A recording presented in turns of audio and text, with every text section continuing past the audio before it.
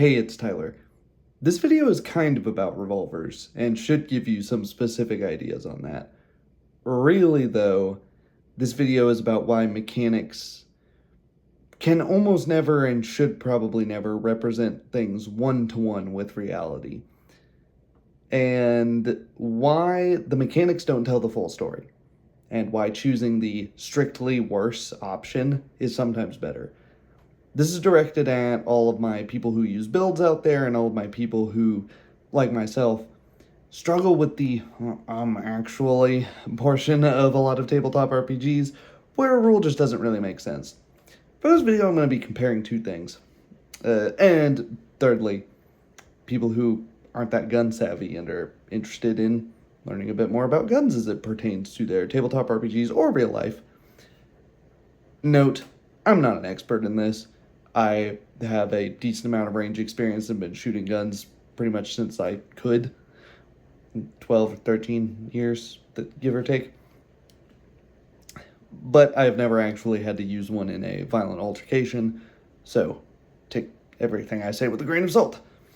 I'm going to be comparing today a compact SIG P365 XL with Romeo Red Dot Optic. Currently I'm unloaded. Chambered in 9x19 millimeter. 9mm Luger. Often just referred to as 9mm Parabellum, etc. And a Taurus 327 Federal Magnum snub nose. On paper, this holds 12 plus 1. And in order for me to empty and reload, I have to go something like drop the mag by hitting this button, slam in, new one, and I'm ready to go after I rack the slide. This holds 6, and in order to reload, I have to push on this, push through on the cylinder, dump my empty casings, find a speed loader, and if I don't have a speed loader, I have to load 1, 2, 3. You get the idea. This will probably do more damage, but it's got this tiny little barrel. Can you really hit anything with it? Yes, you can. The barrel length does not make pistols significantly more or less accurate, but you know, that might be a thing. So comparing these two guns, your game might have a size factor, but if it does,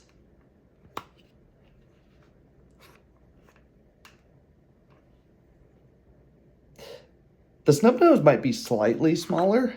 It's also about twice the weight because it's a metal frame and the SIG is a polymer frame. We can also compare the triggers between these two. Open show clear. Here is the double action trigger pull of the 327 Federal Magnum. A long reset. And here's the trigger pull of the SIG P365 XL.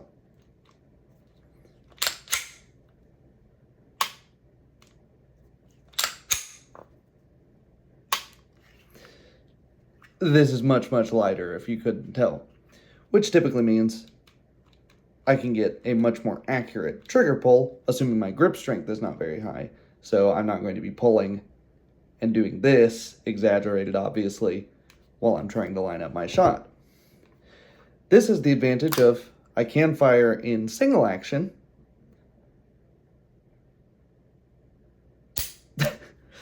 and have a much lighter trigger pull, but honestly, that trigger pull is fairly comparable to the single action with this, just with less slop in the trigger. Some games represent the fact that a revolver can be fired in single action or double action. That is, where the trigger is just dropping the hammer, single action, or double action, the trigger is cocking the hammer, now the hammer is cocked, and then dropping the hammer. But most games don't do that. How much of an advantage does that give you? Well, if you're shooting at, I would say, 30 yards or more, that gives you a little bit of an advantage. Less than that, probably not. So far, really the only advantage that this confers over the SIG is price. But if we compare like with like, the Taurus G4C, the prices get pretty similar. And power. The 327 Federal Magnum cartridge is producing quite a bit more foot-pounds than 9mm Parabellum, and I could compare the rounds side by side with each other here. Now, perhaps. There you go. You can tell this is a lighter bullet, but it is traveling much, much faster, delivering a lot more energy at the target. You can also load it much hotter, and I'll get to that. What's my point here? Well, why would anyone ever choose this based on the single statistic that it has better? Well, we have to think, why did I choose it in real life? Well, look at the handle of this firearm. It's not bad. It's pretty comfortable. It's very square, though. The handle on this Taurus fits my hand absolutely perfectly.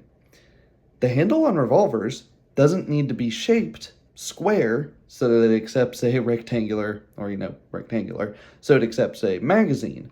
It can be shaped any way that your hand fits. So the ergonomics are much better. So even though I only get 6 shots, I am much more accurate with those 6 shots than I am with this, despite the fact that I've got a barrel that's almost half the length. So that's one. So do we add an ergonomic score? Ponder that while I continue. The other thing I like about this revolver is that, yes, it may be easy to line up optics, and I'm flagging you, but there's no one behind the camera, and the gun is empty.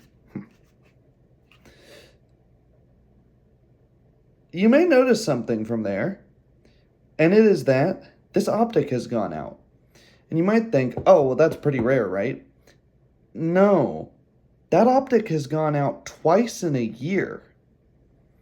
I don't know if that's from the humidity. I don't know if that's the batteries had been dying or almost dead sitting in the sealed package. That seems strange to me. Or if I've got like a parasitic draw in this particular optic. I have no idea. All I know is that these irons work whenever you look down them. And that rear trench sight is very easy to acquire in pretty much any condition. These backup irons are kind of soft, vague, and pretty tricky. There you go. Pretty tricky to acquire. And now you're having to look at them through a polarized viewpoint. So, again, not great. Now all that's happened here is that I'm adding bulk. So again, ergonomics failure here. With this, I have the rare advantage that I can single load it. You technically can single load a semi-automatic handgun as well. It's just much more complicated. I would have to pull back on the slide, hit the slide stop here, slide stop, and drop my single round into the chamber, and then drop the slide and fire. With this, if I'm doing my standard loading, I can stop at any time if, say, I'm loading, I've acquired a target, and need to shoot. I can also do some cool things, as seen in the original Ghost in the Shell, where Tokusa unloads his lethal rounds out of his Mateba MTR-8 revolver, loads in a special tracking round, closes the cylinder, pops a shot into the plate of a getaway vehicle, and then calls it a job well done and lets everybody else track the vehicle. His job there is done. Obviously, he wouldn't have had time to do that unless he had a full magazine. But now, instead of having to carry, one shell in a bandolier or just in a pocket somewhere, you have to carry a whole extra magazine. And it's a compact gun. How many extra magazines are you carrying for it before it kind of defeats the purpose of it being compact and before it's not concealed anymore either? None of that's a mechanic that the game is going to show you, is it? It might be, but now, really, how convoluted is one choice between your revolver and your semi-auto gun? And I'm not even done. I can keep going here. Let's go for another thing. So here I've got a hollow point loaded for the 9mm. And here I've got a jacketed flat point. So it's a lead flat point with a copper jacket around that. But, something else that I could do is load a wad cutter bullet. You'll notice that it's flush with the case. It's totally flat. This would not load in a magazine because the feed ramp would jam up against the square edge, and you would just get jams all the time. You might also notice this is much shorter than the other bullet I've loaded. Well, that's because it's not 327 Federal Magnum. This is 32 Smith & Wesson long, and strangely enough, it also loads and seats in there. Huh, that's interesting. Well, I could also load let's see.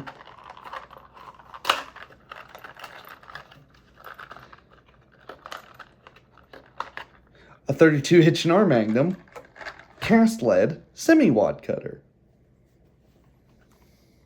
See how that loads.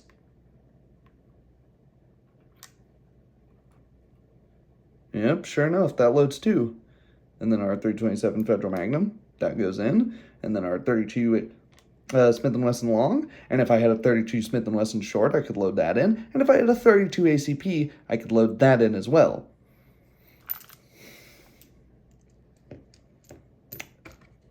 Is any of that particularly practical? In real life, yes, because it means I can shoot the much lower recoiling, much nicer target round of this wad cutter. Also much cheaper. I can shoot 32 H&R Magnum rounds if that's all I can find, because sometimes you can't find 327 Federal Magnum. Sometimes you can't find 32 H&R Magnum, and you can use them interchangeably. Great. So maybe there's an ammo shortage, and the 9mm guy, well, he's screwed. He could technically fire 380 out of his 9mm, but it doesn't have the power to rack the slide. That's yet another thing. One of the reasons that you can fire lower power ammo in this is because the recoil doesn't do anything to the action. It's the fingers inside the cylinder the cylinder stop that rotate the cylinder. Whereas in a gun that's recoil operated, you need a certain amount of recoil. That means that even within certain rounds, you may have issues cycling the gun. 9mm varies a huge degree. I've had boxes of 9mm out of this SIG that will go bang, bang, jam, rack, bang, bang, jam, rack, bang, bang, jam, rack. And then I've had boxes of 9mm that run flawlessly. And it has nothing to do with the bullet tip. They can be round nose, truncated round nose, hollow points, what have you. And what matters is that if it's not plus P, it kind of doesn't like to run. If it's plus P plus, it loves to run. It's spitting brass all over the place. There's another thing that the game mechanic isn't going to tell you. If you're shooting 9mm, bang, bang, bang, bang, bang, out of a semi-auto, all your brass is being shot over the place. Let's say you have to run. Okay, now, off screen, maybe the cops are investigating the players. They find all your 9mm brass, and the people you were shooting at were not using 9mm, so it narrows the police officer's choices quite a bit. Revolver, though, you go bang, bang, bang. except you don't dump the brass yet. You go bang, bang, bang, and you holster your gun, and there's no brass to be found. Good luck finding this little tiny 85 grain bullet that's traveling 1,400 feet per second, because it's probably shredded or shattered somewhere. Not in very good condition. Same thing with a solid lead bullet. That's probably flat and battered somewhere. Again, these are all things that mechanically you wouldn't really be able to show, but you have to think beyond, oh, mechanically the 9mm is strictly better. You have to think, okay, but yeah, a greatsword would be strictly better than a dagger in most cases, but you're not going to be carrying it around, right? A machine gun would be strictly better than this if it was feasible for me to carry it around everywhere. Even if it were legal for me to, I'd get a bunch of strange looks, and, well, I have to put it down anytime I want to do something with even one hand, let alone two hands. That's just annoying. A revolver, again, allows me to keep one hand. Another thing about a revolver that you're not going to find on the stat sheet for one of these, and again, keep tally, should you make this a stat, if I jam this into someone, I can go bang, bang, bang, bang, bang, and the gun will keep going, because again, it's not recoil operated. If I got this, and I jam it into someone, look at that. I've taken the gun out of battery, and pretty much every modern semi-auto handgun is going to have an out-of-battery disconnect. You may not be able to hear a difference, but I can feel it. The trigger sear is not dropping. So if this is jammed into me, like so, this feels really wrong to do, but even though I know this is unloaded, someone would have a bear of a time shooting me. They might get one round off and then fail to feed, and have to re-rack the round, so end up injuring, incapacitating, or killing their target, and then being unable to move on to the second target. Likewise, if I have a dud round here, because it's not recoil operated, unless it's a squib, which is a problem for any gun. A squib is just where the bullet goes out a little bit but gets stuck in the barrel. Can happen with any bullet, any gun, and it's an issue with any of them, so that's a non sequitur. If I go bang, click, and either the primer was really hard, the primer was defective, I loaded a blank for some reason, the powder inside the casing deteriorated, or for whatever reason the round didn't go off, I get to try again. And again, and again, and again. In this way, if I'm empty, I get to keep clicking, and I just find out that I'm empty. In this gun, bang, click, oh no, maybe there was enough recoil to activate the slide, but the bullet just didn't go off. Now I'm going to have to break my grip, rack the slide, go again, and I've lost a round now. Yeah, I've still got a big round count advantage, but under duress, I'd rather be able to just go bang, bang, bang, bang, bang, click, click, click. Oh, another thing, I can limp wrist this. So if I'm shooting like this, or with a bent arm, or this, fans of Metal Gear Solid 3 will know this. Again, it's not recoil operated. The gun's gonna keep shooting. If I limp wrist this, I will get one shot, bang, and then, my slide's gonna probably be looking like this, stuck on the next cartridge, or stuck ejecting the prior cartridge. Can I think of other things? Let's see. There's no safety on either of these handguns, but there is almost never a safety on a revolver. So it's going to be draw, point, shoot, rather than draw, disengage, safety, point, shoot, or draw, your safety's off, cock, shoot, or, in this case, condition 0, there is no safety, loaded chamber, draw, shoot myself in the leg, draw, shoot, shoot.